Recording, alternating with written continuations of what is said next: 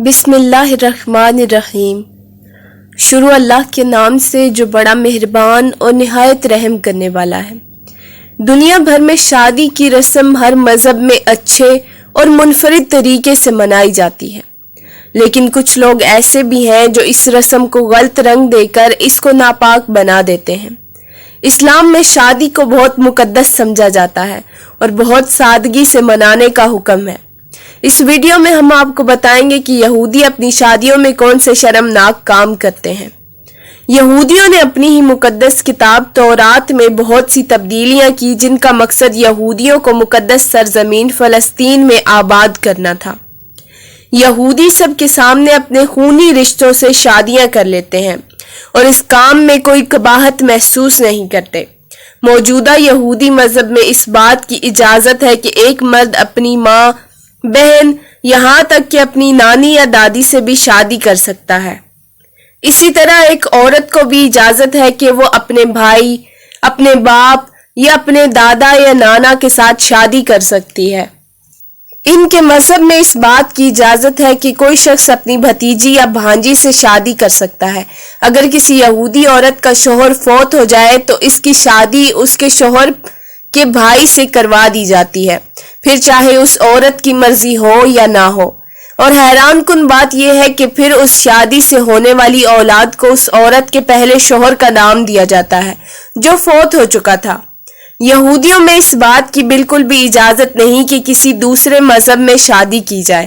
آج کل ایک فتنہ جو بہت زیادہ پھیل رہا ہے کہ مرد مرد سے اور عورت عورت سے شادی کر رہے ہیں، جس کی اسلام میں ممانعت ہے، لیکن یہودی اس کام میں بالکل بھی قباحت محسوس نہیں کرتے اور ان کے موجودہ مذہب میں اس کی ممانعت نہیں ہے۔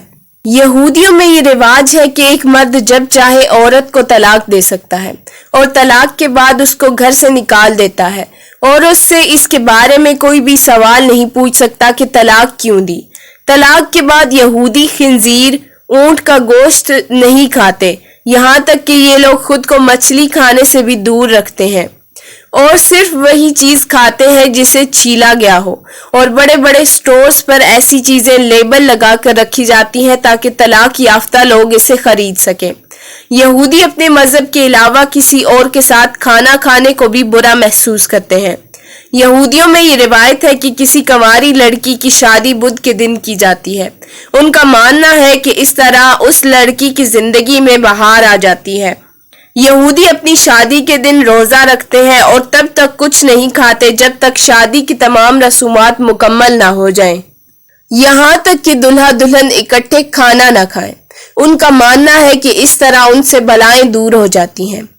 یہودیوں میں یہ روایت بھی ہے کہ دلہن اپنا پورا بدن یہاں تک کہ اپنے چہرے کو بھی ڈھک کر آتی ہے تاکہ تقریب میں موجود لوگ ان کی دلہنوں کو نہ دیکھ سکیں۔ یہ روایت صرف ان یہودیوں میں ہے جو اپنی پرانی روایات کو برقرار رکھے ہوئے ہیں۔ یہودیوں میں ایک 13 سالہ لڑکا اور 13 سالہ لڑکی بھی شادی کر سکتے ہیں، لیکن اب اس میں مزید ترامیم کی گئی ہے اور ایک 12 سالہ لڑکا اور 12 سالہ لڑکی بھی شادی کر سکتے ہیں۔ یہودی جتنی چاہے شادیاں کر سکتے ہیں یہاں تک کہ ان کا ربی ان کو منع نہ کر دے، یعنی یہودیوں میں شادی کی کوئی تعداد مقرر نہیں ہے۔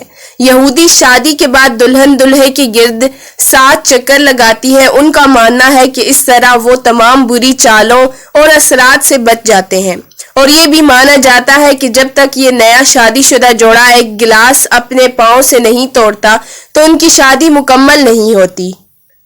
اس طرح کرنے سے یہودیوں کا ماننا ہے کہ وہ اپنے درمیان تمام حدوں کو ختم کر دیتے ہیں، اور یہ ان کے لیے ایک ثبوت کے طور پر لیا جاتا ہے کہ یہ دونوں مرتے دم تک زندگی کے تمام معاملات میں ایک دوسرے کے ساتھ رہیں گے۔ یہودی عبادت کرنے سے پہلے صرف ہاتھ دھوتے ہیں اور پھر اپنے کندھوں پر ایک چادر اوڑھ لیتے ہیں، اور اس بات کا خاص خیال رکھا جاتا ہے کہ اس چادر کو کسی عورت نے اس سے پہلے نہ چھوا ہو، اور وہ چادر یہودیوں کے لیے بہت اہم ہوتی ہے۔ ان کا ماننا ہے کہ یہ وہی چادر ہے جو تابوت سکینہ میں تھی، جو یہودیوں سے چھن گیا اور اب مسجد اقصی کے نیچے دفن ہے۔ یہودی اس چادر کو اتنا مقدس سمجھتے ہیں کہ جب کوئی یہودی مر جائے تو اسے اسی چادر میں لپیٹ کر دفن کر دیا جاتا ہے۔ جب ایک یہودی بچہ 14 یا 15 سال کا ہوتا ہے تو اسے عبادت گاہ لے جایا جاتا ہے اور وہ عبادت شروع کرتا ہے۔